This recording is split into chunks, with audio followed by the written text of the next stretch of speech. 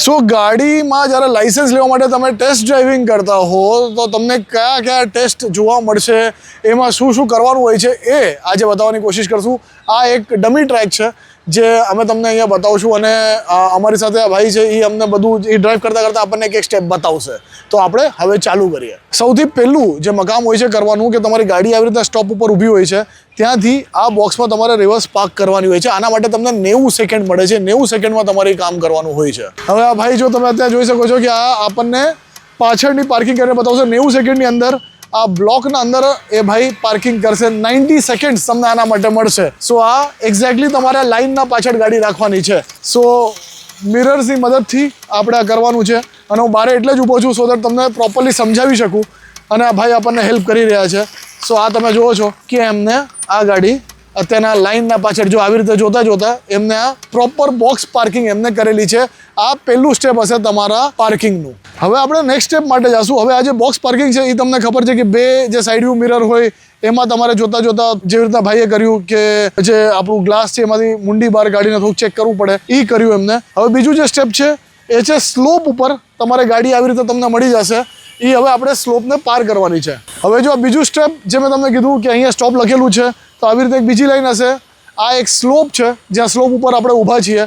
તો આ ભાઈએ ગાડી અહીંયા 5-7 સેકન્ડ ઊભી રાખવાની અને પછી એમને બે તરીકા છે જે આપણને ખબર છે. એક તો હેન્ડબ્રેક ખેંચીને તમારે સ્લોપ ઉપરથી ઉપાડવાની હોય અથવા ઘણા બધા લોકો છે કે ક્લચ અને જે બ્રેક છે અને એક્સિલેટર છે એમાં એ લોકો તાલમેલ કરીને ગાડી વધારતા હોય છે. તમને જે પણ પ્રોસેસ ફાવે એ તમે કરી શકો છો. સો હવે એ ભાઈ ગાડીને આવી રીતે હવે ઊભી રાખી છે. હવે એ પાર કરશે તો આપણે ગાડીને આગળ વધારીએ. હવે ગાડી પાછળ ગઈ તો ફેલ થઈ જશું ભાઈ. તો ગાડી પાછળ ના જ આવી જોઈએ, બહુ ઇમ્પોર્ટન્ટ છે.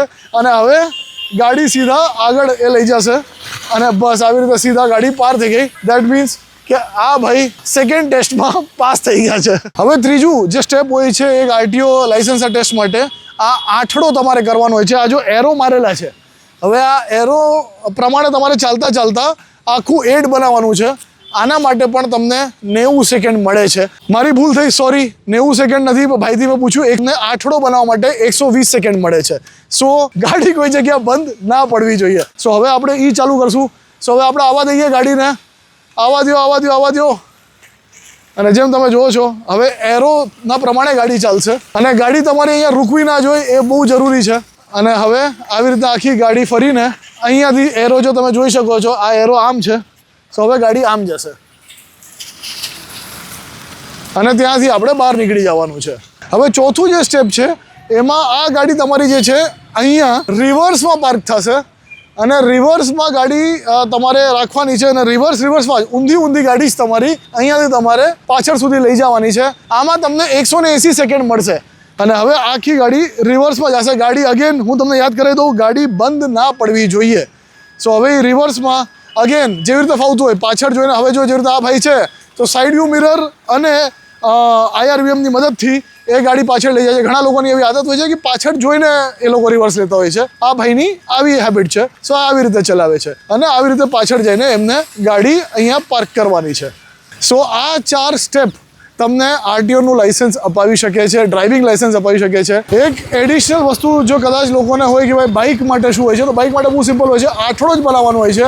આ તમે ટ્રેક જોઈ શકો છો, એમાં તમારે 8નું ફિગર બનાવવાનું હોય છે.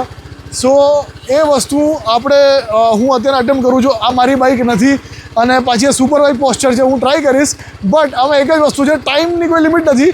પગ નીચે ના અડવા જોઈએ. તો હું ટ્રાય કરું કે મારા પગ નીચે અડે છે કે નહીં.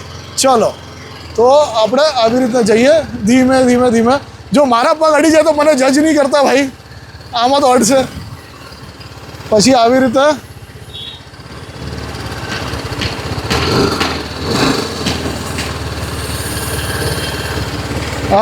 અડી ગયો, હું ફેલ થઈ ગયો. બટ તમે સમજી ગયા છો કે આમાં શું કરવાનું છે. એકવાર મારાથી ભૂલ થઈ ગઈ બટ હું ઓલમોસ્ટ પાસ થતા ફેલ થઈ ગયો છું. બટ તમે આ ધ્યાન રાખી શકો છો. અગેન આ થોડીક હેવી બાઇક છે અને પ્લસ સુપર બાઇક છે, પણ એક્સક્યુઝિસ નથી હોતા. અગર તમે આ જ ટેસ્ટ ત્યાં આપતા હો તો આમાં તમે ત્યાં નહીં કહી શકો કે ભાઈ ઓહો મેં તો યાર સાહેબ બાઇક થોડીક હેવી છે. તમે પ્રેક્ટિસ અગર તમારી બાઇક છે તો એમાં આ વસ્તુની કરી શકો છો. સો દેટ ત્યાં જ્યારે પરીક્ષાની ઘડી આવે ત્યારે તમે ફેલ ના થાઓ. સો ઘણીવાર શું હોય છે કે લોકો એડવાન્સમાં નથી જાણતા કે ભાઈ એમને ટેસ્ટ દેવાની છે, ડ્રાઇવિંગ આવડે છે, પણ જ્યારે એકદમથી કોઈ કહે ને કે ભાઈ આ પર્ટિક્યુલર વસ્તુ કરવાની છે ઓન ધ સ્પોટ, તો માણસ ગભરાઈ જાય. સો એટલે એક આ વિડીયોનું મારું જે ઉદ્દેશ્ય છે એ છે કે તમને ખાલી આઈડિયા રહે કે આ બધી વસ્તુ કરવાની છે, એટલે તમે આ બધી વસ્તુ પર વધારે પ્રેક્ટિસ કરી શકો. અને આવા જ વિડીયો જો ગમતા હોય તો અમારી ચેનલને સબસ્ક્રાઈબ કરવાનું નહીં ચૂકતા. ચલો બાય બાય બાય બાય.